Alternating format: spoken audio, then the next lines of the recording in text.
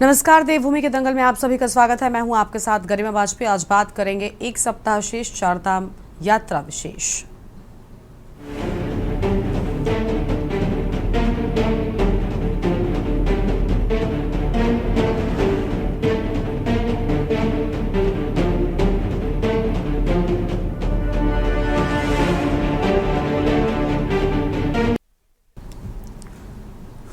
उत्तराखंड में चारधाम यात्रा को लेकर सभी तैयारियां अंतिम दौर में हैं। 30 अप्रैल से गंगोत्री यमुनोत्री धाम के कपाट खुलने के साथ ही यात्रा शुरू हो जाएगी। 28 अप्रैल से यात्रियों के आने का सिलसिला भी शुरू हो जाएगा।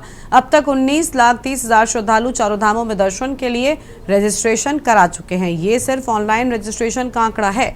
28 अप्रैल से हरिद्वार, ऋषिकेश, विकासनगर और हरबर्टपुर में ऑफलाइन काउंटर भी खोले जाएंगे। इस बार चारों धामों में विदेशी नागरिक भी चारधाम यात्रा पर आने के लिए उत्साहित हैं। अब तक 17,000 से ज्यादा विदेशी नागरिक भी यात्रा के लिए पंजीकरण करा चुके हैं। इसमें संयुक्त राज्य America, Nepal, Malaysia, United kingdom समेत 103 देशों के नागरिक शामिल हैं। विदेशी नागरिकों ने केदारनाथ धाम के लिए 6100, बद्रीनाथ के लिए 4800, यमुनोत्री के लिए 2750 और गंगोत्री धाम के लिए 3150 श्रद्धालुओं ने पंजीकरण किया है। उधर रजिस्ट्रेशन की संख्या को बढ़ता देख गढ़वाल आयुक्त विनय शंकर पांडे ने चारधाम होटल एसोसिएशन के साथ महत्वपूर्ण बैठक की है। इसमें निर्णय लिया गया कि हर धाम के पहले पड़ाव में ऑफलाइन पंजीकरण काउंटर खोले जाएंगे, जिसके तहत यमुनोत्री धाम के लिए बडकोट, दोबाटा और गंगोत्री धाम के लिए हिना में ऑफलाइन पंजीकरण केंद्र खोला जाएगा। इसके साथ ही केदारनाथ धाम के लिए गुप्तकाशी, फाटा और बद्रीनाथ धाम के लिए गोचर में ऑफलाइन पंजीकरण खुलेगा। वही विपक्ष ने सरकार की तैयारियों को लेकर सवाल खड़े किए हैं। कांग्रेस का आरोप है कि उत्तराखंड में कोई रोड सेफ्टी अरेंजमेंट सरकार के पास नहीं है। यही कारण है कि प्रदेश भर में आने वाले यात्री और हर साल सड़क हादसों में मरने वालों का ग्राफ लगातार बढ़ता ही जा रहा है। धामों में आने वाले श्रद्धालुओं की बढ़ती संख्या को देखते हुए विपक्ष ने व्यस्तता को लेकर कई सवाल खड़े कर दिए हैं। आज इसी पर हम करेंगे चर्चा। एक रिपोर्ट देखिए पहले। आपको बता दें कि चारधाम यात्रा की तैयारियों को लेकर मुख्यमंत्री पुष्कर सिंह धामी के निर्देश पर आपदा प्रबंधन प्राधिकरण की बड़ी बैठक आयोजित की गई है, जिसमें 24 अप्रैल को उत्तराखंड के विभिन्न जिलों में आयोजित होने जा रही मॉक ड्रिल के बारे में विस्तृत चर्चा की गई। इस दौरान नेशनल डिजास्टर मैनेजमेंट अथॉरिटी और Uttarakhand state disaster management authority के आला अधिकारी मौजूद रहे। एनडीएमए के सदस्य सैयद अता हसनैन ने बताया कि चारधाम यात्रा केंद्रीय गृह मंत्रालय के नजरिए से बेहद महत्वपूर्ण है। यात्रियों के दर्शन से लेकर सुरक्षा और उनके मूलभूत सुविधा प्रदान करने के लिए ये बैठक का आयोजन किया गया है। वहीं मॉक ड्रिल में 7 जिलों में 15 क्षेत्रों में विभिन्न यात्रा की विभिन्न तैयारियों जैसे भूकंप, लैंडस्लाइड, अतिवृष्टि, बादल फटना जैसी आपदा से निपटने का प्रयास किया जाएगा। वहीं उत्तराखंड आपदा प्रबंधन के सचिव विनोद सुमन ने बताया कि चारधाम यात्रा से सीधे जुड़े विभागों और जिला प्रशासन के साथ टेबल टॉप किया जा रहा है, जिससे आपदा के दौरान सभी विभागों में समन्वय बन सके। यात्रा को लेकर सभी तैयारियां हमारी लगभग पूरी हो चुकी हैं और लगातार समीक्षाएं हो रही हैं। हमारा प्रयास है कि सभी जो यात्रा को संचालित करने वाले हमारे स्टेक होल्डर्स हैं, उन सभी से संवाद स्थापित करके और जहां भी यात्रा में किसी प्रकार की अगर उसको विस्तार की आवश्यकता पड़ती है या कोई और काम करना पड़ता है तो हम वो सब काम लगातार करेंगे, लगातार संवाद बनाएंगे। आने वाले श्रद्धालुओं को, तीर्थयात्रियों को यात्रा में किसी प्रकार का कठिनाइयों का सामना न करना पड़े, उनकी सुरक्षा भी हो और साथ ही साथ जो हमारे होटल व्यवसायी हैं, टैक्सी वाले हैं, हमारे टूर गाइड हैं, हमारे तीर्थ पुरोहित हैं, जो भी लोग यात्रा को संचालित करते हैं, उन सब का काम चलना चाहिए और उसके निमित्त उत्तराखंड आने वाले प्रत्येक श्रद्धालु को उत्तराखंड में हम यात्रा कराएंगे। ये हमारा देखिए, हर साल के तरह चारधाम यात्रा शुरू होने वाली है और आपको मालूम है कि उत्तराखंड की ये मेन यात्रा यही है। एक बहुत ज़बरदस्त इवेंट होता है ये, जिसमें तकरीबन 50 से 60 लाख लोग इसके अंदर आते हैं, पूरे देश से बाहर आते हैं और उस विचार से आते हैं कि यहाँ आकर मत्था टेक कर चार धामों में और वापस सुरक्षित जाएं। और हमारा भी मकसद यही होना चाहिए कि जितने ये यात्री आ रहे हैं, बड़ी उम्मीदों के साथ जो आ रहे हैं और इन धामों में आ रहे हैं, वो भी आकर उनको पूरी अपॉर्चुनिटी मिले अपना मथा टेकने की और बिल्कुल सिक्योर तरीके से वापस अपने घर लौटे, तब यात्रा जो है वो हम समझ सकते हैं कि कंप्लीट हुई है। कि चारधाम यात्रा उत्तराखंड के लिए बहुत ही महत्वपूर्ण आयोजन होता है। माननीय मुख्यमंत्री जी द्वारा लगातार विभागों के साथ, जिलाधिकारियों के साथ और संबंधित अधिकारियों के साथ बैठक की जा रही है। अब तक कई बार बैठकें हो गई हैं। उसी के क्रम में एनडीएमए के सहयोग से आज यहाँ पर मॉक ड्रिल का आयोजन किया जा रहा है। इसमें यात्रा के दौरान किस किस प्रकार की आपदा आ सकती है, किस तरह से हम उसको हैंडल करते हैं, अब तक हमारे क्या अनुभव रहे हैं, कहाँ पे हम सफल रहे हैं, कहाँ पे असफल हुए हैं, जहाँ पे असफल हुए हैं क्यों असफल हुए हैं और उसका क्या कारण है, उसका एनालिसिस कर रहे हैं। और इसके बाद जब आपदा कभी आती है तो रिस्पांस हम कैसे करें कि हम सफलतापूर्वक उसको देख सकें।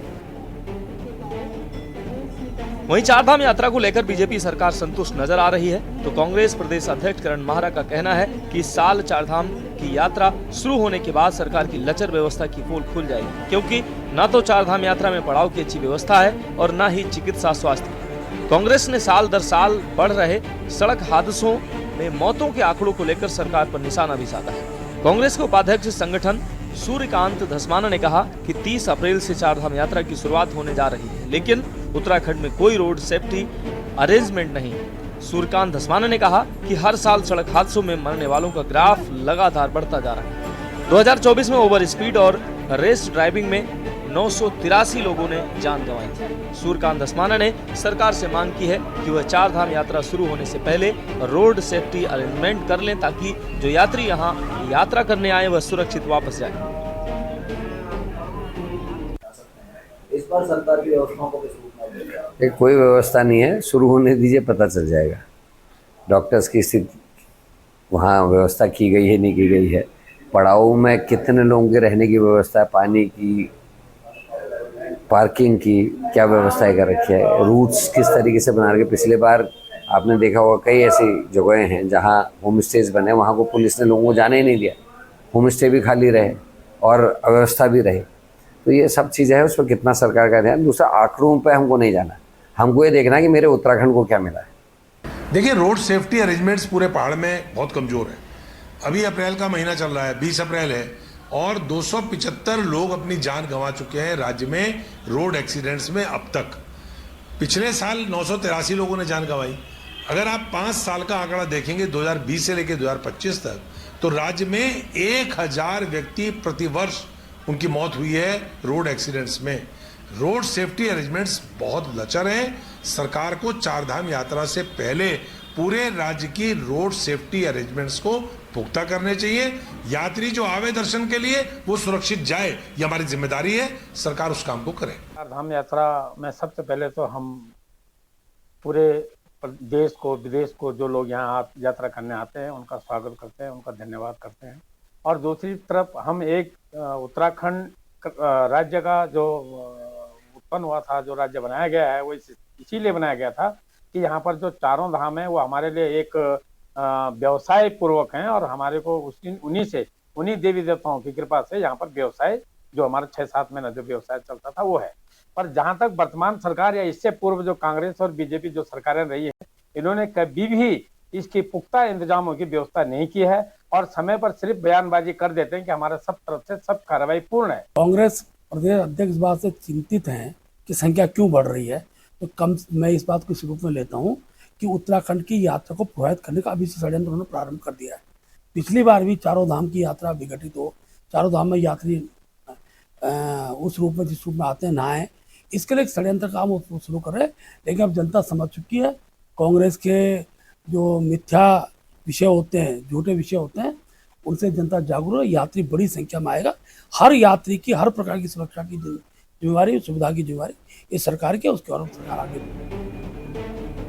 जानकारी के मुताबिक अब तक यात्रा रूट पर लैंडस्लाइड जोन की संख्या 35 से बढ़कर 60 हो चुकी है। वहीं एक्सीडेंट संभावित क्षेत्रों की संख्या भी 80 से बढ़कर 120 हो गई। यानी यात्रा मार्ग अब और ज्यादा संवेदनशील हो चुका है। उत्तराखंड पुलिस ने चारधाम यात्रा मार्गों पर डेंजर जोन और एक्सीडेंट स्पॉट की एक विस्तृत रिपोर्ट तैयार कर शासन को भेज दी। इन जोन में तुरंत सुधार व दोनों तरफ जेसीबी वाहन तैनात करने की मांग भी रखी गई है ताकि किसी भी इमरजेंसी में मलबा तुरंत हटाया जा सके। मुख्यमंत्री लगातार यात्रा को लेकर अधिकारियों के साथ समीक्षा बैठक भी कर रहे हैं और सरकार की ओर से बेहतर रिकॉर्ड तोड़ यात्रा करने का दावा भी किया जा रहा है, लेकिन विपक्ष सरकार के सभी दावों को फेल बता रहा है। अब देखना होगा कि सरकार विपक्ष के आरोपों के बीच सफल यात्रा कराने में कामयाब होगी। Uttarakhand desk report.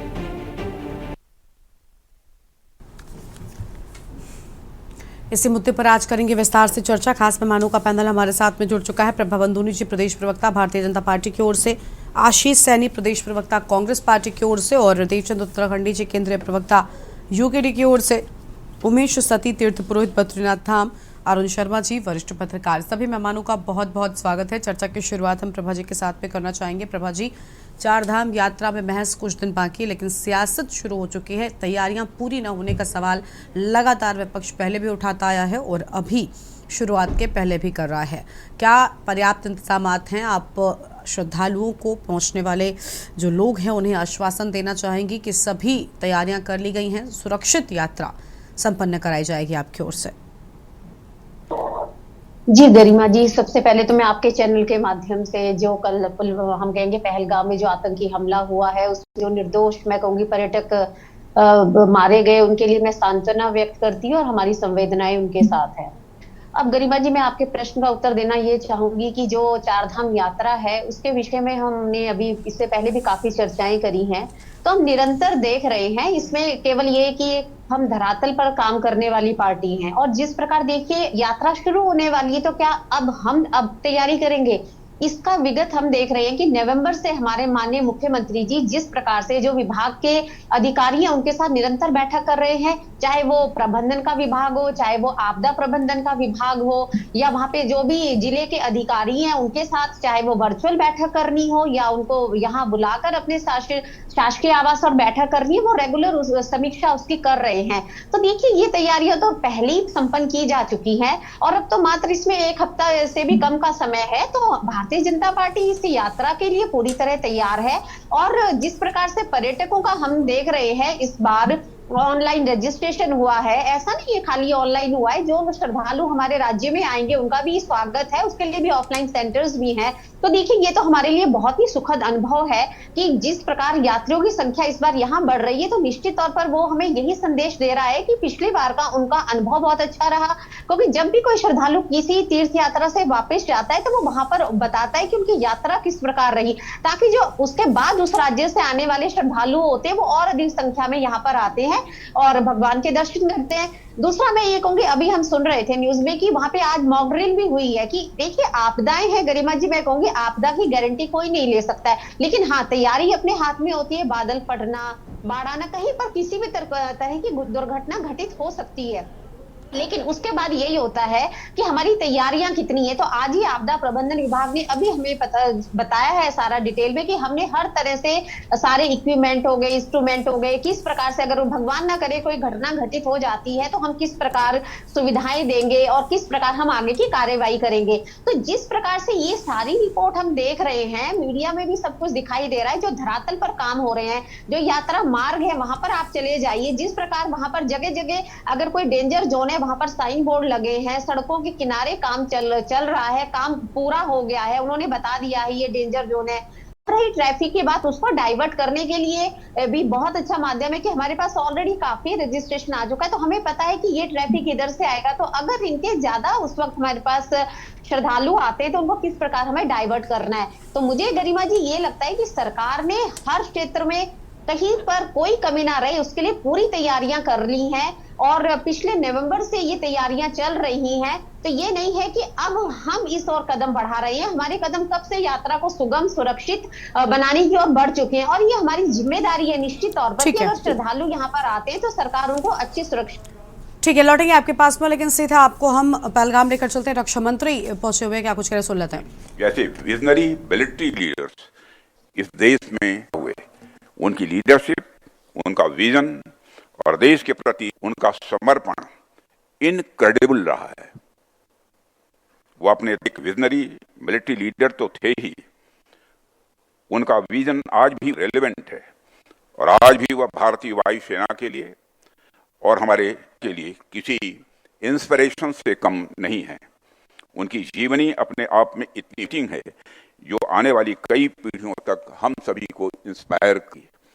मैं देख रहा था कि केवल 19 साल की उम्र में ही उनका प्रतिष्ठित रॉयल एयरफोर्स कॉलेज के लिए हुआ था और वहां उनका प्रदर्शन उत्कृष्ट था कि उन्होंने अपनी कक्षा में शीर्ष स्थान प्राप्त किया था।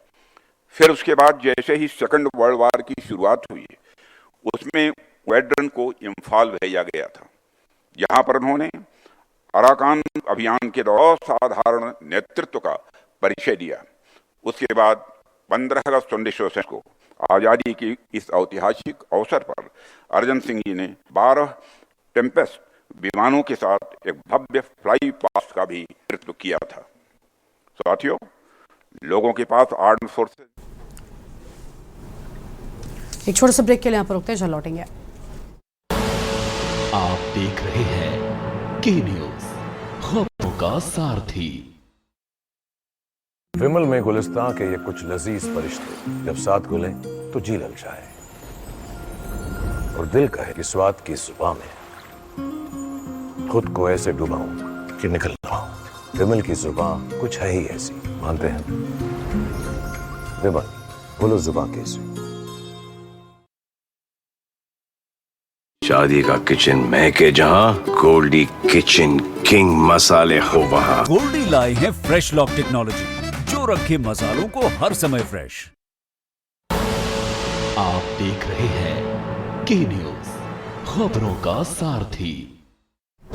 ब्रेक के बाद आप सभी का स्वागत है। सीधे आपको सुनाते हैं रक्षा मंत्री राजनाथ सिंह ने पहलगाम हमले को लेकर क्या कुछ कहा है। उन्होंने बदला लेने के बड़े संकेत भी दिए, तो सुनाएंगे आपको।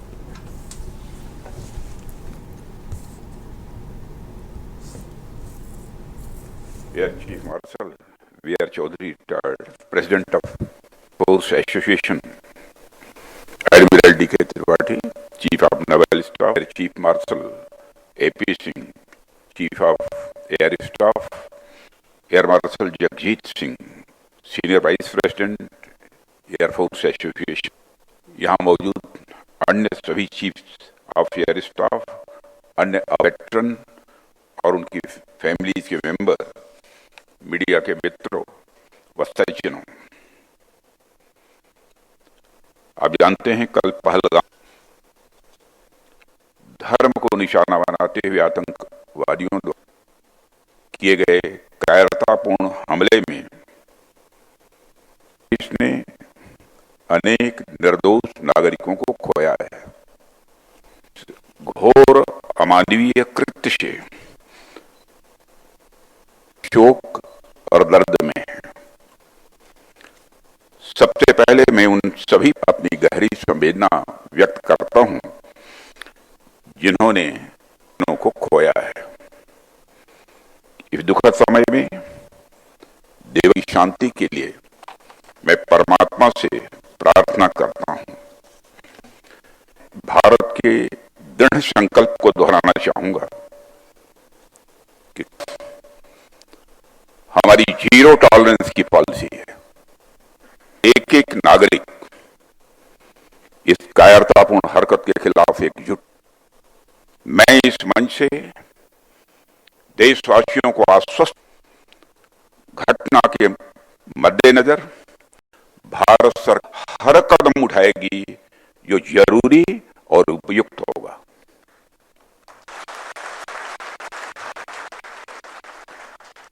और हम नहीं पहुंचेंगे जिन्होंने इस घटना को अंजाम दिया है। हम उन तक भी पहुंचेंगे जिन्होंने पर्दे के पीछे बैठकर हिंदुस्तान पर ऐसी नापाक हरकतों की साजिशें रची हैं। भारत एक इतनी पुरानी सभ्यता है जिसको ऐसे किसी भी आतंकी गतिविधियों से सूरत में डराया नहीं जा सकता। ऐसी हरकतों का जिम्मेदार लोगों को आने वाले कुछ ही समय में जोरदार मैं देशवासियों को आश्वस्त करना चाहता हूं।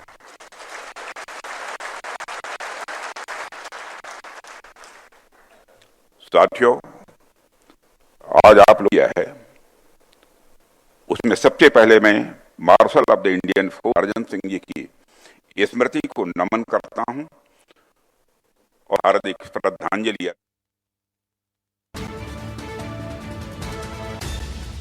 फ्रांस के रक्षा मंत्री राजनाथ सिंह की ओर से यह बड़ा बयान सामने आया है। भारत को डराया नहीं जा सकता, राजनाथ सिंह ने बिल्कुल साफ कर दिया।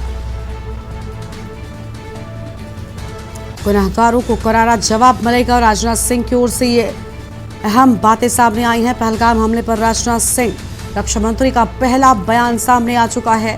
देश भर में इस आतंकी घटना को लेकर गुस्सा देखने को मिल रहा है। आतंक के खिलाफ हमारी जीरो टॉलरेंस की नीति, साफ तौर पर रक्षा मंत्री राजनाथ सिंह की ओर से ये बड़ा बयान और बड़ा संदेश देने का प्रयास। भारत को आतंकवाद के सामने झुका नहीं सकते और भारत को डराया नहीं जा सकता। गुनहगारों को करारा जवाब जरूर मिलेगा। एक छोटे से ब्रेक के लिए रुकते चल लौटेंगे। आप देख रहे हैं के न्यूज, खबरों का सारथी।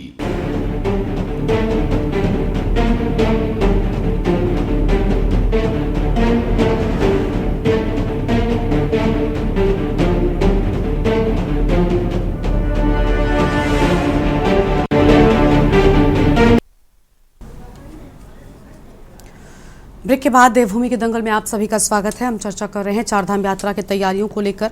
आशीष सैनी जी का रुख कर लेते हैं। प्रदेश प्रवक्ता कांग्रेस पार्टी की ओर से हमारे साथ में है। आशीष जी, क्या कहना चाहेंगे? माफी चाहते हैं थोड़ी देरी के लिए। देखिए, चारधाम यात्रा भी शुरू होने वाली है 30 अप्रैल से। शासन प्रशासन की तैयारियां बहुत अधिक अच्छी होती दिख रही हैं, क्योंकि जब शासन कोई काम करता है तो निश्चित रूप से वो पिछली बार से बेहतर करने की और पिछली गलतियों को रेक्टिफाई करने का काम करता है। तो उम्मीद करेंगे कि इस बार चाहे दुर्घटनाओं का स्तर हो या यात्रियों की सुविधाओं का मामला हो। और जैसे एक कदम तो सरकार ने अच्छा उठाया कि वीआईपी जो गेस्ट है उनको 1 महीने तक के लिए एग्जेम्प्टेड रखा। हमारी कुछ मांग है जो अगर वो ये इंक्लूड कर लेंगे तो निश्चित रूप से बहुत बेहतर होगा। बहुत सारे जो वीआईपी कल्चर के जो लोग हैं, मुझे कहने में कोई गुरेज नहीं है कि उन्हें ईश्वर से, वहाँ के पूजा पाठ से या देवभूमि की आस्था से कतई कोई लेना देना है ही नहीं। वो आते ही लोगों को डिस्टर्ब करने के लिए। दूसरा, मेरा एक भाजपा की प्रवक्ता यहाँ बैठी है, इससे पिछले वर्ष जो गड़बड़ियों के मुकदमे दर्ज हो रहे हैं उनकी जांच और उनके मुकदमे कब तक क्लियर हो, ये मेरा सवाल है। और ये इन्हें मुख्यमंत्री से पूछकर बताना चाहिए कि वो कार्रवाई कब तक हो। वरना होता यह कि एक ही गलती जब दोबारा रिपीट होती है तो निश्चित रूप से वो एक अपराध की दायरे में आ जाती है। यदि इस बार ऐसी कोई घटना पिछली बार की तरह घटी, जैसे वीआईपी के लिए अलग से गाड़ियों की व्यवस्था करा दी गई जो हेलीकॉप्टर चलाई जाए, हेलीकॉप्टर के संचालन में फिर कोई कमी है, या फिर यात्रियों के रुकने की व्यवस्था में वहाँ टेंट वाले और जो अन्य होटल वाले हैं वो लूट खसोट करने को उतर आए, रेट बढ़ा दें, तो इन सब चीजों पर नियंत्रण करने के लिए कौन नोडल अफसर वहाँ जिम्मेदार है, वहाँ उसका नाम और मोबाइल नंबर लिख दिया जाए। तो ये लिखा जाए कि होटल के लोग अगर इतने से अधिक किराया लेंगे या इस होटल के लोग किराया लेंगे तो आप तुरंत सूचित करें। ये बहुत सामान्य सी इंफॉर्मेशन है। लाखों करोड़ों यात्री आते हैं, बहुत सुविधाजनक तरीके से मालूम चले कि हमें शिकायत कहाँ करनी है। पहली चीज तो ये है। दूसरा, जो रास्ते में भी और कई जगहों पर पर्यटक सुविधा केंद्र बनने चाहिए, चाहे वहाँ 4 गाड़ियां रुके या 40 गाड़ियां रुके या 400 गाड़ियां रुके, उनके जितने की पार्किंग की व्यवस्था हो, उतना पीने का पानी, थोड़ी देर रेस्ट करने की जगह, और ताकि उनको कोई इन्फॉर्मेशन चाहिए हो या कोई इन्फॉर्मेशन शेयर करनी हो वो।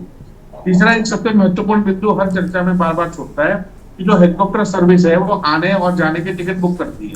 किसी कारण से अगर लौटने का या जाने का टिकट कैंसिल होता है तो उसके बाद वो इनके किराए में अचानक वृद्धि हो जाती है।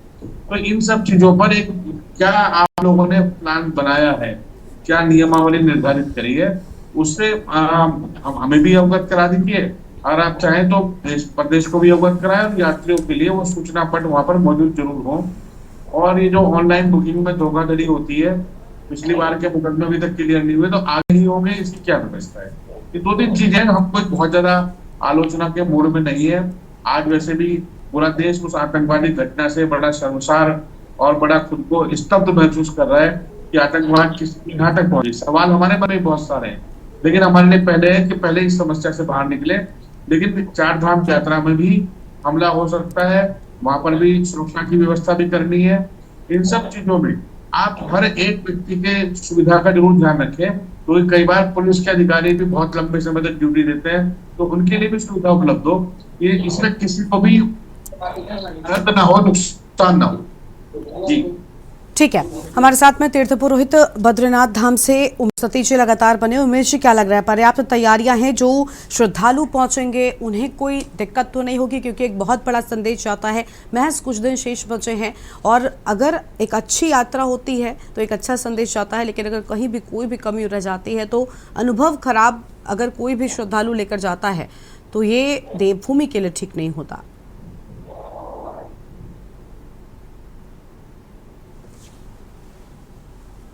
अनम्यूट कीजिए सर, अनम्यूट कीजिए।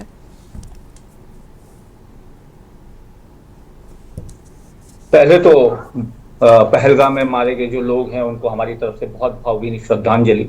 देश आज उनके लिए रो रहा है और हम लोग उनको भावभीनी श्रद्धांजलि दे रहे हैं। दूसरा, आपने जो कहा कि पिछले बार का जो अनुभव है वो थोड़ा ठीक नहीं रहा, इसलिए सरकार इस बार थोड़ा गंभीर लग रही है, क्योंकि उन्होंने 4 से 5 बार हम तीर्थ पुरोहितों के साथ मीटिंग भी की थी। जहां जहां पर सरकार से चूक हो रही थी हमने वहां पर उनको उनकी चूक के बारे में बताया। खासकर जहां रजिस्ट्रेशन का जो मामला था, पिछली बार वो सारे स्लॉट बुक हो गया, बीच जो बिचौलिए लोग उन्होंने उसमें बहुत बड़ा खेल कर दिया, उसको बेचना शुरू कर दिया।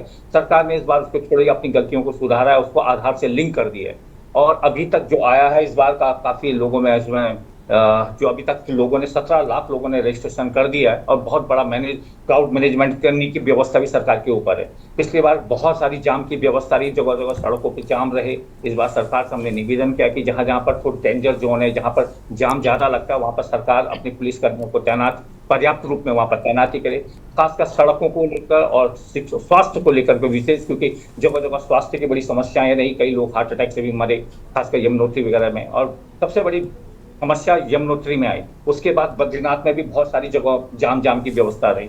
तो इसको लेकर के सरकार को गंभीर प्रयास करे, क्योंकि हमारी जो अर्थव्यवस्था है वो इसी तीर्थयात्रा और पर्यटन पर निर्भर है। तो सरकार से हम चाहते हैं कि लगातार इस पर ध्यान दे, और विशेषकर 2-3 चीजों पर, खासकर जाम को लेकर के, सड़कों को लेकर के और स्वास्थ्य को लेकर के सरकार को विशेष चिंता करने की आवश्यकता है।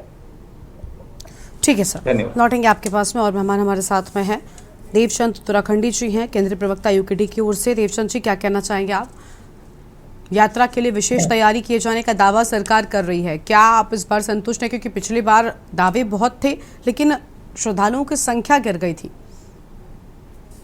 गरिमा जी, सबसे पहले तो मैं आपके चैनल के माध्यम से, मैं भी माननीय सतीश जी की तरह और बहन बद्रीनाथ जी की तरह, मैं जो पहलगाम में जो हमारे पर्यटकों के साथ में जो कायरतापूर्ण जो इसको हम क्या कहें, इन घटना की जो हमारे हताहत हुए उन्हें श्रद्धांजलि देते हैं, और जो अभी घायल हैं उनको शीघ्र ठीक होने के लिए ईश्वर से कामना करें। अब आता हूँ मैं आपके प्रश्न पर। दीजिए, पिछली बार भी इसी प्रकार का डिबेट हुआ था, आपके चैनल से हमने बहुत सारे सुझाव दिए थे, लेकिन दुख इस बात का है कि वो सुझावों पर अभी तक भी अमल नहीं। और आज जो बीजेपी की प्रवक्ता यहाँ पर कह रही हैं कि सब चाक चौबंदा, हमने सब कुछ कर दिया है और नवंबर से शुरू है, तो मुझे बड़ा खेद है कि वो खुद बता रहे हैं कि हमारी सरकार पछुआ चाल चल रही है। नवंबर से लेके अभी तक सड़क के गड्ढे नहीं भरे गए, जो डेंजर जोन है उन पे सड़क खराब है, टूटी फूटी है, और सड़क कई जगहों पर आज भी एक्सीडेंट का न्योता दे रही है। शायद बंदूनी जी को मालूम नहीं होगा, ऋषिकेश से लेकर बद्रीनाथ का मार्ग का, और यहाँ से गंगोत्री उत्तरकाशी होते हुए यमुनोत्री गंगोत्री का मार्ग पैदा नहीं होगा, और पैदल मार्ग दोनों जगह केदारनाथ में और उसका क्या नाम कहते हैं आपका यमुनोत्री गंगोत्री में, इनको पता नहीं लग रहा, मुझे शायद ऐसा लग रहा। अब आता हूँ मैं मेन विषय पे, जो जहाँ पर अभी सतीश जी का जो दृष्टिकोण था, बिल्कुल मैं उनके पक्ष में हूँ। मेरा ये कहना है कि बार बार सरकार ये बोल रही है कि बहुत यात्री आ रहे हैं, बहुत यात्री आ रहे हैं, बहुत अच्छी बात है। छोटा उदाहरण ले लो, हमारा घर अगर छोटा है और हमारे घर में 5 मेहमानों की रहने की व्यवस्था है, और वहाँ पर हम बोले बहुत बढ़िया बात है, हमारे सारे रिश्तेदार आ रहे हैं, और सारे रिश्तेदार कोई किसी को सुलभ यात्रा वो नहीं करने, शौचालय नहीं कर पाएगा, कोई कुछ नहीं कर पाएगा, तो वो जो मेहमान होगा हमको क्या बोल के जाएगा कि क्या फटी थी आपकी जो आप इतने मेहमान बुलाए थे। तो मैं उनको ये कह रहा हूँ कि पिछली बार आपने सबक नहीं सीखा कि कई लोग धक्का मुक्की करके कई लोगों को बिना दर्शन किए वापस चले गए, और कई बातों पर अभी जो है सैनी जी ने प्रकाश डाला कि वो भी नहीं हुआ। तो मैं रिपीट नहीं करना चाहूंगा यहाँ पर, हमारे कुछ सजेशन पिछले बार भी थे और इस बार भी थे कि पहले तो आप संख्या बल पर ध्यान न दे करके सुचारू यात्रा पर ध्यान दें, कि उसमें अपने आप ही जो है संख्या बल आएगा या हमारे सुचारू व्यवस्था बढ़ेगी। आप ये कहना चाहते हैं कि जो ज्यादा लोग आएंगे तो यहाँ पर जो है हमारे को रोजगार बढ़ेगा। मैंने समझता कि ऐसा संभव है। क्यों? आज का यात्री अपने साथ पूरा कंपेयर करके दिल्ली से जहां से भी आता होगा होकर आता है, वो ज्यादा यहाँ के व्यापारियों को लाभ पहुंचाने की दृष्टि में वो बहुत सारी मजबूरी हैं, कुछ ऐसी चीजें हैं जो वो लेना ही पड़ेगा। ऐसी स्थिति में एक और समस्या हमारे पास, हम समाधान बोलते हैं, वो आपको सुझाव देते हैं। क्या आपने चिन्हित किया कि जो यात्रा ऋषिकेश से लेकर चारों धामों के लिए रोड पे निकल रही है, उन यात्राओं में बाहर के लोग जो सिर्फ व्यवसाय करने आए वो कितने हैं और उत्तराखंड के मूल निवासियों की वो कितनी है? दूसरी बात जो सैनी जी ने बताया था कि उसमें ये चीज होनी चाहिए कि कौन लूट खसूट कर रहा है, इनकी आइडेंटिफिकेशन होनी चाहिए, उन पे लगाम भी लगनी चाहिए। तो होता क्या है कि बदनाम बाहर का करे जाते हैं और बदनाम हम लोग हो जाते हैं। दूसरी बात, हम अतिथि देवो भव की बात करते हैं कि भाई अतिथि हमारे यहाँ, लेकिन वो देव यहाँ पर हमारे लिए दानव न बन जाए, जहाँ पर पिछली यात्राओं की तरह रास्ते में मार धाड़ करते हुए न चले जाए। उसके बाद जैसे यहाँ पर वो आते हैं ड्राइवर आते हैं, उन ड्राइवरों को हिल लाइसेंस मालूम नहीं है, उनकी ड्राइविंग इतनी रफ होती है कि हमको तो डर के मारे अतिथि देवो भव करके साइड में बचना पड़ता है और वो धड़ाधड़ चलते जाते हैं। उन पर लगाम लगने के लिए आपकी क्या व्यवस्था है? अब दूसरी तरफ हम बार बार कह रहे हैं कि यात्रा सुचारू करना सिर्फ रजिस्ट्रेशन भर में नहीं है, यात्रा सुचारू में आपने इनकेस अगर ऐसा हो गया तो उसके लिए वैकल्पिक मार्गों की आपकी क्या व्यवस्था है? ये हम बार बार पिछले 4-5 दिन से जो चल रहे हैं डिबेट, उसमें हम इनको सुझाव दे रहे हैं। अब 7 दिन रह गए हैं, जहां हमारी बहन बोल रही है, प्रभा जी बोल रहे हैं कि नवंबर से हम काम कर रहे हैं, अभी तक नहीं हुआ। क्या इन 7 दिनों में ये पूरा हो जाएगा? तो हमारी पीड़ा ये है कि जो आप बोल रहे हैं बार बार कि हम तो धरातल पर काम करने वाले हैं, धरातल पर झूठ बोलने का काम क्यों कर रहे हैं आप जाइए ना। अभी पिछले जो है 7-8 तारीख अप्रैल से लेकर के जो ऋषिकेश और हरिद्वार से 4 घंटा में आदमी जो है ऋषिकेश पार नहीं कर पा रहा है, उसके लिए आपने क्या व्यवस्था की है? दूसरी बात, जहाँ पर पैदल मार्ग जाते हैं, घोड़े खच्चर भी जाते हैं, आपने वहां पर ऐसी क्या व्यवस्था की है कि जो घोड़े खच्चरों के धक्का से कोई यात्री ना लगे? तो इस प्रकार के यात्रा सुचारू करने के बहुत सारे विजन है, पर मैं समझता हूँ कि जो बीजेपी सरकार बार बार ये दावा कर रही है कि हम कर रहे हैं, तो उम्मीद हम ये करते हैं कि शायद आपने कुछ पिछला लेसन लर्न करके कुछ किया होगा, पर मुझे नहीं लगता। मैं इतना संतुष्ट इसलिए नहीं हूँ कि बार बार जब भी हम इन जगहों पर जाते हैं तो हम देखते हैं कि कहाँ कहाँ सरकार की ये कमियां बोलने के बजाय ये जो है धरातल पर है नहीं, तो उनका ये दावा ही झूठ हो जाता है। तो क्या नाम गरिमा जी, हम विरोध नहीं कर रहे हैं, हम स्वागत कर रहे हैं यात्रियों का, यहाँ आगमन पर स्वागत करते हैं, लेकिन सरकार जो सत्तारूढ़ सरकार है उसको तो बताएंगे कि ऐसा करो। अब जो पुलिस बल की अभी हमारे सतीश जी भी बता रहे थे और सैनी जी भी बता रहे थे, हमने ये एक सजेशन पहले भी दिया था कि आप जो सेनानिवृत्त हैं उनको आप यात्रा के दौरान यात्रा पुलिस के तौर पर यूज करो।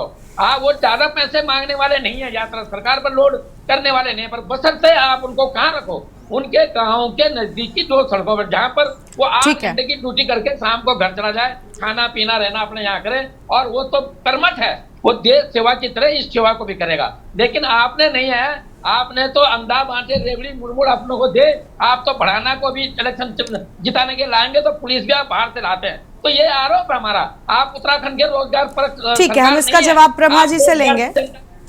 ठीक है, इसका जवाब हम प्रभा जी से लेंगे देवचंद जी, लेकिन उससे पहले अरुण शर्मा जी को भी सुन लेते हैं, वरिष्ठ पत्रकार हैं। अरुण जी, क्या पर्याप्त तैयारियां हैं? विदेशी नागरिकों की ओर से खास तौर पर रजिस्ट्रेशन कराए गए हैं, बड़ी संख्या आंकड़ों में हमने अपने दर्शकों के साथ साझा की, तो जिम्मेदारी भी और ज्यादा बड़ी हो जाती है कि कोई भी असुविधा किसी भी श्रद्धालु को ना हो। अभी देवचंद जी ने कुछ खास आरोप लगाए, क्या इन चीजों को बेहतर कर यात्रा मार्ग को, यात्रा को और ज्यादा सुगम बनाया जा सकता है? क्या कुछ और बदलाव हो सकते हैं?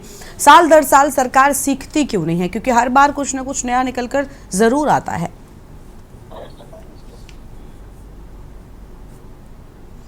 अनम्यूट सर, अनम्यूट कीजिए।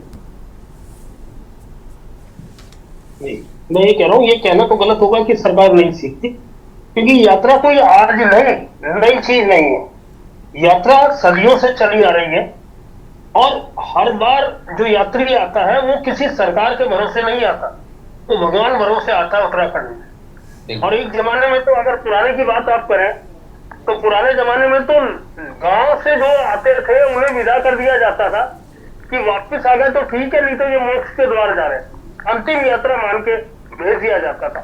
और उस टाइम ये सुविधाएं नहीं होती थी, ना ये सड़क मार्ग होते थे इतने अच्छे, ना बसेज होती थी। मुझे याद है मैंने अपने बचपन में फट्टे वाली, जैसे स्लीपर होता है सीट की जगह, वैसी बसें देखी थी, वो होती थी। और उसके अलावा ना हवाई यात्रा होती थी, ना टैक्सियां होती थी, कुछ नहीं होता था। कभी भी यात्रा चलती थी, कभी यात्री आते थे, और मुझे ये लगता है कि तब जो यात्री आते थे वो ज्यादा भक्ति भावना से परिपूर्ण होकर आते थे आज की अपेक्षा। ये सारी चीजें हैं। देखिए आज तो पहले से बहुत अच्छी सड़कें हो चुकी है, पहले से बहुत अच्छी लाइट की सुविधा हो चुकी है, पहले से बहुत अच्छी ठहरने की सुविधाएं हो चुकी है, लगभग सारी चीजें अच्छी हो चुकी है। लेकिन उसके बावजूद एक देवचंद ने बहुत अच्छी बात बोली कि संख्या निर्भर करती है कि संख्या कितनी आ रही है। और पिछले कुछ सालों में खासकर कोविड के बाद जिस तरह बेतहाशा यात्रा बढ़ी है वो कंट्रोल से बाहर होती जा रही है चीजें। कितना भी इंतजाम कर ले, अंतिम समय में आपको बीच में ही पता लग जाएगा कि कितनी बद इंतजामी है, चाहे कितना अच्छा इंतजाम कर ले, कितनी अच्छी स्वास्थ्य सुविधाएं आप दे दें, कितनी अच्छी रहने की सुविधा दे दें, पानी बिजली शौचालय की सुविधा दे दें, सड़कों की सुविधा दे दें, कितनी भी अच्छी दे दें, लेकिन जो आपका नंबर ऑफ पैसेंजर है, नंबर ऑफ टूरिस्ट है, इस पर सारा कुछ निर्भर करता है। आप अभी सरकार ने अलग अलग धामों की जो कैपेसिटी डिक्लेयर की है उससे अंदाज लग जाता है। गंगोत्री में कितने आदमी एक दिन में एडजस्ट हो सकते हैं, यमुनोत्री में कितने हो सकते हैं, केदारनाथ में कितने हो सकते हैं, बद्रीनाथ में कितने हो सकते हैं। लेकिन केदारनाथ में जैसे उन्होंने अंदाज लगाया कि 1 घंटे में 2000 से 2200 के आसपास लोग दर्शन कर सकते हैं, तो मेरे ध्यान में आ रहा है यही शायद है। तो अगर इनसे ज्यादा पहुंच गए, अब तो जो सड़क उन्होंने बनाई है वो जो पैदल रास्ता है वो 1 किलोमीटर कम हो गया, पहले वो 16 किलोमीटर था 15 किलोमीटर हो गया। उसके अलावा हवाई यात्रा की भी सुविधा है, गौरीकुंड तक या सोनप्रयाग तक टैक्सी से जाने की भी सुविधा है। और आकर्षण आप देखिए, जबकि सड़क मार्ग पर बद्रीनाथ और गंगोत्री है, लेकिन प्रधानमंत्री नरेंद्र मोदी की लगातार आवाजाही ने केदारनाथ को सबसे हॉट स्पॉट बना दिया। आज वहां यात्री सबसे ज्यादा जाता है। तो ये देखिए ये कहने वाली बात है कि हम ये इंतजाम करें। निश्चित तौर पर हर साल हर सरकार इंतजाम करती है, कोई सरकार इंतजामों में कमी नहीं करना चाहती, क्योंकि अगर यात्रा में अड़चन आती है तो कहीं ना कहीं सरकार बदनाम होती, तो कोई सरकार नहीं करना चाहती, मेरा ये कहना है। लेकिन उसके बावजूद जिस तरह पिछले कुछ समय से रोज रोड एक्सीडेंट के मामले हमारे सामने आ रहे हैं, रोज कोई दिन ऐसा नहीं है जिस दिन खाली जाता हूं रोड एक्सीडेंट हो रहे हैं। इसका मतलब कहीं ना कहीं हमने सड़कें बहुत बढ़िया बना दी, लेकिन हम अभी भी स्पीड कंट्रोल करना भूल गए, और अधिकार जो हादसे होते हैं वो ओवर स्पीड की वजह से हो रहे हैं। ये सबके सामने है, इसमें कुछ नई बात कहने की नहीं है। लेकिन उसके बावजूद पिछले यात्राओं से सबक लेकर इस बार सरकार ने हेल्थ के क्षेत्र में बहुत ज्यादा बाहर से डॉक्टर्स बुला रहे हैं, जो पीजी स्टूडेंट हैं अलग अलग यूनिवर्सिटीज के, उनको भी यहाँ बुलाया जा रहा है, जिससे स्वास्थ्य सुविधा समय पर मिल सके। पिछले साल में हमने देखा कि हार्ट अटैक से बहुत ज्यादा मौतें हुई, ये सबके सामने रोज आंकड़े आते थे, और खासकर पैदल यात्रा मार्गों में ज्यादा होते थे। उसको भी देखते हुए, क्योंकि देखिए ये यात्रा बिल्कुल अलग एटमॉस्फेयर की तरफ आपको ले जाती है। जब आप मैदानी क्षेत्र से पहाड़ की तरफ आते हैं तो वहां ठंड ज्यादा होती है, वहां ऑक्सीजन कम होती है, यात्री को इसका अंदाज नहीं होता, और वो जिस तरह अपने घर में रहता है उसी तैयारी से इस यात्रा पर चल देता है, और इस वजह से ये नुकसान होते हैं। इसलिए इस बार तो पहले से एडवर्टीजमेंट लग गया है सब जगह कि क्या करें और क्या ना करें, डूज एंड डोंट्स ये आने लगे हैं, और अच्छी बात है।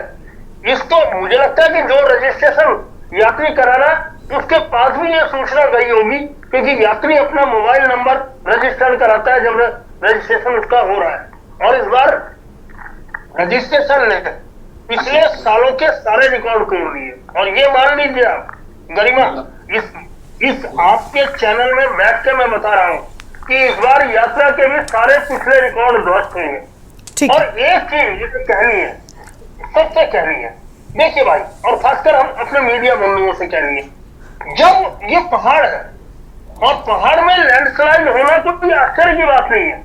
हमारे पहाड़ की संरचना ही ऐसी है कि ये पहाड़ सबसे नए हिमालय के पहाड़ है, ये कच्चे हैं। जरा सी बारिश से या ये मिट्टी भरमटा के नीचे आ जाती है, सड़क जाम हो जाती है। हम सड़क जाम की खबर चलाते हैं, लेकिन ठीक है अरुण जी, आपकी आवाज नहीं आ रही है ठीक तरीके से, माफी चाहते हैं, हम आपके पास वापस से लौटेंगे। प्रभा जी से हम जवाब ले लेते हैं। प्रभा जी, देवचंद जी को आपने सुना होगा, बाकी लोगों को बहुत अच्छी बात था कि अरुण जी कह रहे हैं कि इस बार रिकॉर्ड सारे टूटेंगे। उम्मीद है ऐसा हो, क्योंकि कई सारे लोग हैं जिनका जीवन यापन इस यात्रा के माध्यम से ही, खासतौर पर जो यात्रा मार्ग में जो लोग हैं वो इसी पर निर्भर हैं। तो हम भी यही चाहते हैं कि एक अच्छा अनुभव लेकर सभी श्रद्धालु जाएं और बड़ी संख्या में श्रद्धालु पहुंचे, लेकिन सुविधा की जिम्मेदारी सरकार की है, क्या उसके लिए तैयार है? देवचंद जी ने कुछ बड़ी बातें कही थी, उनका भी जवाब अगर आप देना चाहें तो। जी गरिमा जी, सबसे पहले तो मैं ये कहना चाहूंगी, निश्चित तौर पर अगर श्रद्धालु यहाँ पर आ रहे हैं और अगर हमारी भारतीय जनता पार्टी की सरकार है तो जिम्मेदारी हमारी बनती है कि हम श्रद्धालुओं को हर प्रकार से सुविधाएं दे। सारा जो शासन है, प्रशासन है, जिस विभाग की जो जिम्मेदारी है, और वो विभाग भी उस जिम्मेदारी को पूर्णतः से पूरा करे। जिस प्रकार से माननीय मुख्यमंत्री जी ने रोज उनको हिदायत दी है कि हर विभाग को जहां पर जो तैनात किया गया है कर्मचारी, उसका जो जिम्मेदारी दी गई है उसको करनी पड़ेगी और ईमानदारी से करिए। तो मेरे को ये नहीं लगता है कि अगर रिकॉर्ड तोड़ मैं कहूंगी श्रद्धालु यहाँ पर आएंगे तो उसी प्रकार से सरकार की अपनी पूरी तैयारियां हैं। लेकिन जिस प्रकार से मैं कहूंगी जो हमारा विपक्ष है, मैं सबको सुन रही थी तो एक पूरा मैं इसका विश्लेषण देख रही हूँ कि इनको जो ये कह रहे हैं कि सड़कें हो गई, बहुत सारी चीजों के बारे में मैं सुन रही थी। तो देखिए ऐसा है, सरकार के परिप्रेक्ष्य में भी मैं कहना चाहूंगी उनके वो सब पता है कि किस प्रकार श्रद्धालु वहां पर जाएंगे, रोज वहां का निरीक्षण हो रहा है, वहां पर रास्ते में किस प्रकार से कार्य हम देख रहे हैं कि सड़कें भी चल रही हैं, बन भी गई हैं, ऐसा नहीं है। लेकिन अभी अभी जो मैं सुन रही थी, उन्होंने जो ये अरुण सैनी जी वो बैठे हुए थे, उन्होंने कहा कि कुछ भौगोलिक परिस्थितियां भी हमारी ऐसी थी कि अचानक बीच में अभी हमने देखा था कि बारिश अचानक से आ जाती है, आपदा है, भूस्खलन हो जाता है, लैंडस्लाइड है। तो ये सारी जो परिस्थितियां होती है उनके मद्देनजर भी जो सरकार है उसने पूरी तैयारियां अपनी रखी हुई हैं। तो अगर कोई भी ऐसी परिस्थिति आती है तो हमारा जो प्राथमिकी होगी वो ये होगी कि जल्दी से जल्दी उस मलबे को वहां से हटाया जाए, उसके लिए हम कितना तैयार हैं। तो गरिमा जी, मुझे लगता है कि अब अगर ईश्वर ना करे ऐसी कोई आपदा आए, लेकिन उसके लिए हमने इससे पहले भी देखा है कि जब हिमस्खलन अभी हुआ था तो किस प्रकार माननीय मुख्यमंत्री जी रेस्क्यू जो ऑपरेशन की हमारी टीमें होती है वो बहुत अच्छे से तैयार है और तुरंत रेस्क्यू कर दिया जाता है। चाहे वो अगर मैं रोड की बात करूं या सेफ्टी जोन की मैं बात करूं या जो श्रद्धालु आएंगे, तो मुझे लगता है अभी हम स्वास्थ्य की बात कर रहे थे, इस प्रकार जिस प्रकार स्पेशलिस्ट डॉक्टर्स की टीम आ रही है अलग अलग राज्यों से हमारे उत्तराखंड में, ये अपने में बहुत बड़ी बात है। और वो सारे जो डॉक्टर्स हैं उनको एक प्रशिक्षण का मैं कहूंगी सर्टिफिकेट दिया जाएगा और वो यहाँ पर आकर अपनी एक नया मतलब सर्टिफिकेट श्रद्धालुओं की सेवा से करेंगे, तो ये तो अपने में बहुत बड़ा अनुभव होगा। तो देखिए ऐसा नहीं है कि सरकार जो पिछले अनुभव होते हैं वहां पर हम ये कहें कि 100% सब कुछ ठीक होता है, ऐसा नहीं होता है। ये हर बार अनुभव तो मैं तो कहती हूँ लाइफ में हर बार इंसान को सीखने के ही मिलते हैं, हमारा अपना जीवन भी होता है तो हम हर दिन कुछ ना कुछ सीखते ही है। लेकिन अगर वही अनुभव से हम सीख करके आगे कम से कम सरकार ये जरूर आश्वासन देती है कि जो पिछली बार रहा होगा उस प्रकार की ऐसी कोई परिस्थितियां इस बार उत्पन्न नहीं होंगी। और दूसरा मैं ये कहूंगी अगर यात्री श्रद्धालु बाहर से आते हैं तो निश्चित तौर पर सरकार को पता है, अभी हमने ऑनलाइन का प्रावधान किया था कि एटलीस्ट हमारे माइंड में ये जरूर होना चाहिए कि कितने लोग आ रहे हैं। तो जब हमें पहले से पता रहता है कि इतने लोग आएंगे, देखिए जब श्रद्धालु आता है बहुत भीड़ होती है, हम लोग भी कभी मंदिरों में दर्शन करने जाते हैं, गर्मी का टाइम है तो हम भी उस चीज को देखते हैं कि हमारे उसमें कोई हम लग्जरी वहां पर नहीं सोचते हैं कि दर्शन करने जा रहे हैं तो हमें कोई अलग से व्यवस्था दी जाए। हम भी कहते हैं भगवान के दर पर जा रहे हैं तो श्रद्धा होती है, वो हर किसी के अपने सोचने का है।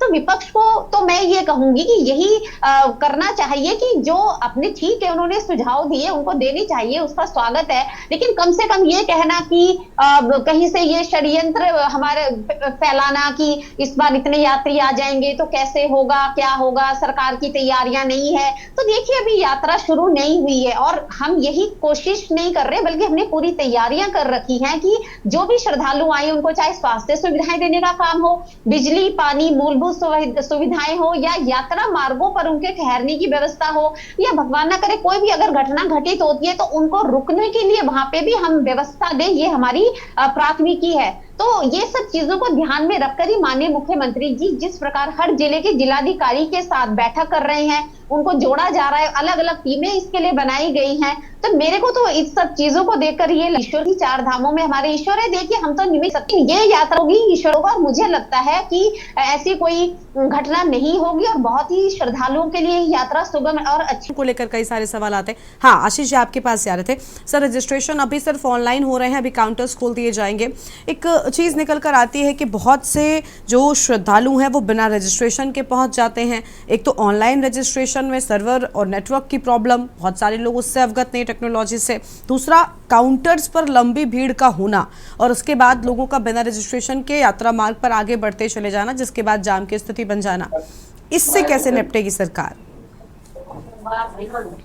देखिए पहले जब हम किसी मरीज का इलाज करते हैं तो डॉक्टर पहले उस समस्या को ढूंढता है, तमाम तरह के टेस्ट कराकर, तमाम तरह के ऑब्जर्वेशन से पहले ढूंढा जाता है कि बीमारी क्या है, तो इसका समाधान ढूंढते हैं। लेकिन ब्रह्मा जी ने तो पहले घोषित कर दिया कि सब कुछ ठीक है, तो मुझे तो लगता नहीं कि अब कोई ऐसी समस्या बची है इसका समाधान ढूंढना है।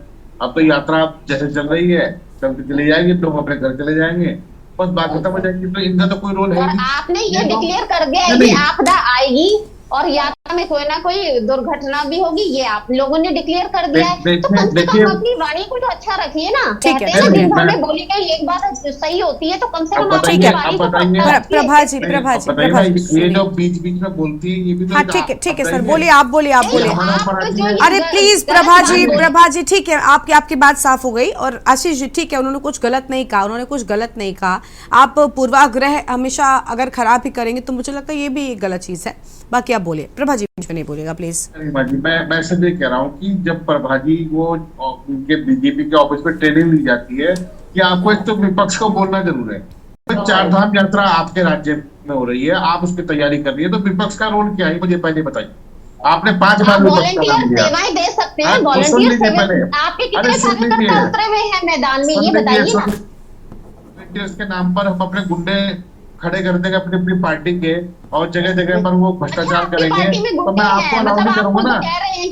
आपकी पार्टी के प्रभा जी अब अगर आप बार बार बीच में बोलेंगे तो कोई कैसे बोलेगा फिर? हर सवाल का जवाब आपको उनके देना है। अभी आएंगे फिर बोल लीजिएगा प्लीज मैडम। और आशीष जी वॉलंटियर्स गुंडे नहीं होते सर, थोड़ा आप भी ऐसे शब्दों की मर्यादा रखिए ना। गरिमा जी जो मैंने देखा है मैं वो बता रहा हूँ कि नंबर 1 जो गलतियां पिछली बार हुई हैं उनके बारे में अब तक क्या कानूनी कार्रवाई हुई इन्होंने बताया नहीं। चलो कोई बात नहीं, इनको मालूम नहीं होगा और इनको क्या को मुख्यमंत्री को भी मालूम नहीं है। दूसरी बात ये भी कह रहे हैं कि रास्ते में हाल्ट करने की, यानी कुछ जगहों पर गाड़ियां रुक सके, पानी का पीने का पानी पी सके, कुछ व्यवस्था कर सके, ऐसी व्यवस्था होनी चाहिए। ये एक उत्तराखंड की परमानेंट व्यवस्था होनी चाहिए, क्योंकि यहाँ तो यात्राएं और ये सब चलते रहते हैं। तो आप उसकी व्यवस्था को परमानेंट कीजिए जिससे लगे कि हाँ ये है। लेकिन कह रहे हैं वो नियत नहीं है सरकार की। मुख्यमंत्री जी का ध्यान इस बात पे रहता है कि मेरा कुर्ता सुंदर लग रहा है नहीं लग रहा है। इनके प्रवक्ता को रहता है कि कांग्रेस ने सब खराब कर दिया। भाई आप सरकार में है, 2 बार लगातार बना चुके हैं, आप क्या कर रहे हैं? कांवड़ मेले का आयोजन अभी 4 महीने बाद है। मैं गारंटी देके कह रहा हूँ कांवड़ मेला निपट जाने के बाद भी इनके हाथ खाली है। आप लोगों ने तो कुंभ का भी विरोध किया था, तो क्या कुंभ की यात्रा सफल नहीं की? लगानी है कुंभ में एक दिन में 1 लाख यात्री डुबकी लगाते थे, लेकिन आपके राहुल बाबा जी ने तो उसका भी विरोध किया था, खड़गे जी ने विरोध किया था। वो कह रहे थे कुंभ से रोजगार मिलने वाला है। ठीक है आप दोनों लोग शांत हो जाइए। प्रभा जी आपको समझ नहीं आती क्या एक बार में बात? प्रभा जी आपको समझ नहीं आता? अभी आशीष जी बोल रहे हैं, आपको बीच में नहीं बोलना है, आपको सारी बातें किसी उनके बोलने के दौरान ही बोलनी होती। मैडम ये कोई तरीका नहीं होता बात डिबेट में बैठने का। देवचंद जी आप कुछ कहना है बोलिए। आशीष जी आप भी शांत रहिए और प्रभा जी आप भी शांत रहिए, आप क्योंकि आप लोग इस चीज को समझ ही नहीं रहे। प्लीज प्रभा जी, और प्लीज बीच में मत बोलिएगा किसी भी प्रवक्ता के। जब आप बोलती है कोई बीच में नहीं बोलता, बाकी के मेहमान भी बैठे हैं, ये सिर्फ यहाँ पर बहस आप दोनों की सुनने नहीं आए। बोलिए। मैं कह रहा हूँ कि देवचंद जी आप बोलिए। आशीष जी हो गया आपका। आशीष जी आप शांत रहिए, देवचंद जी को सुनिए। देवचंद जी बोलिए आप। बताओ ना गरिमा जी आपके खुद जो शुरुआत में जो आपने आज सब्जेक्ट है आपका, उसमें खुद लिखा हुआ है कि चारों धाम में यात्रियों का रजिस्ट्रेशन कितना हुआ। हमने पिछले साल में भी सजेशन दिया था कि रजिस्ट्रेशन के टाइम पे उस रजिस्ट्रेशन फॉर्म को जब भरता है तो उसमें क्वेश्चनरी हो कि आपने कितने धाम की यात्रा करनी है, और उसके आधार पर उस पर नीचे उसको रूट चार्ट मिल जाए, ताकि वो यात्रा का रजिस्ट्रेशन करने के बाद गंगोत्री जमुनोत्री के बाद फालतू की जगह ना घूम करके उत्तराखंड में माहौल खराब ना करें। इस प्रकार के भी हमने पिछली बार भी सजेशन अब भी देना चाहता। मैं परवा में मुझसे बहन से निवेदन करता हूँ कि बड़ी ध्यान से सजेशन को सुने और बीच में ना बोलें। उसके बाद हमारा ये था, जो मैंने अभी पहले सजेशन दिया था, कि जो यात्रा के दौरान बीच में जो डेंजर जोन है वहां पर यात्रा को सुगम करने के लिए केवल जो अभी वर्तमान पुलिस है, अगर वो नाकाफी है, SDRF ऑलरेडी और जगह डिप्लॉय है, तो आप एक यात्रा पुलिस का गठन कर दीजिए। यात्रा उससे रोजगार भी मिलेगा। उसमें आप रखिए जो ट्रेन पुरुष सैनिक हैं उनको रखिए, और उनको मैंने कहा था कि उनको ऐसी जगह तैनात करो जहां से वो 10 किलोमीटर के एरिया में या 20 किलोमीटर के एरिया में, जहां से वो शाम को अपने घर जाए, ताकि वो और व्यवस्थाओं को व्यवस्थित न करें। लेकिन होता क्या है कि आप देहरादून के आदमी को जोशमेंट में रखेगा, पहले तो अपने करेगा रहने का बंदोबस्त, यात्री के लिए क्या करेगा। पर इस प्रकार से बहुत सारी खामियां को दूर किया जा सकता है। और ओवरऑल जितनी बात अरुण जी ने बोल दी, जितनी बात सतीश जी ने जो बातें कह दी, अगर उन बातों को आप सकारात्मक रूप से अगर उसको प्रयोग में लाएं, तो मैंने समझता है कि कोई भी यात्रा का जो आपसे जो कमियां रह गई हैं वो दूर ना हो जाए। लेकिन होता क्या है, आप एक बैंड बाजा की तरह हमारी सारी यात्रा की तैयारी है, सारी यात्रा की तैयारी है। मैं पूछना चाहता हूँ कि अगर सिरोबगड़ टूट गया तो सिरोबगड़ जो है श्रीनगर से जो है लगभग 12-13 किलोमीटर खांगरा तक है, आपका क्या अल्टरनेट रोड है।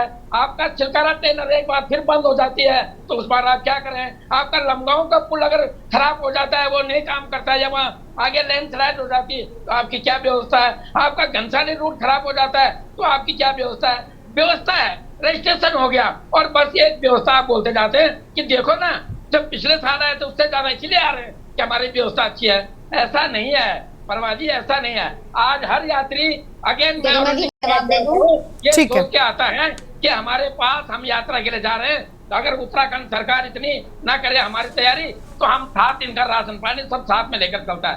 आप दूसरे के इस प्रकार के मत लूटो। देखिए बहुत अच्छी बात है कि तैयारियां होने का दावा किया जा रहा है, लेकिन अगर सच में धरातल पर यही चीजें निकलकर सामने आती जितने दावे आज प्रभा जी ने किए, तो बहुत अच्छी बात होगी। कोई नहीं चाहता कि जो भी लोग पहुंचे उन्हें किसी भी प्रकार की कोई भी असुविधा हो, क्योंकि देवभूमि को लेकर एक गलत संदेश ये लेकर जाते हैं, जो अपने आप में बड़ी बात है। और जिस तरीके से जाम की स्थिति खासतौर पर रहती है यात्रा मार्गों में, हमने पिछले साल भी देखा था, कई सारी तस्वीरें सामने आई थी। गंगोत्री धाम से भी हमने देखा था, यमुनोत्री धाम में भी रास्ते में जो यात्रा मार्ग था पूरी तरीके से जाम हो गया था वाहनों के चलते। नई एक तकनीकी शुरू की गई, रजिस्ट्रेशन की बात सामने आई, अब वो सही तरीके से एग्जीक्यूट हो पाए और साथ ही साथ सारी सुविधाएं सरकार मुहैया करा पाए, इसी का इंतजार है। उम्मीद है यात्रा अच्छी होगी। शुक्रिया आप सभी मेहमानों का हमारे साथ चर्चा में आने के लिए, अपनी बात रखने के लिए। तो रजिस्ट्रेशन की संख्या लगातार बढ़ती जा रही है, लेकिन दूसरी ओर सरकार कह रही है कि यात्रा को लेकर सभी तैयारियां पूरी कर ली गई हैं, जो अपने आप में बड़ी बात है। उम्मीद है कि जल्द ही जब यात्रा की शुरुआत होगी तो किसी भी श्रद्धालु को किसी भी तरह की कोई भी असुविधा का सामना नहीं करना पड़ेगा। देवभूमि के दंगल में इतना ही। आप देखते रहिए के न्यूज़ इंडिया। नमस्कार।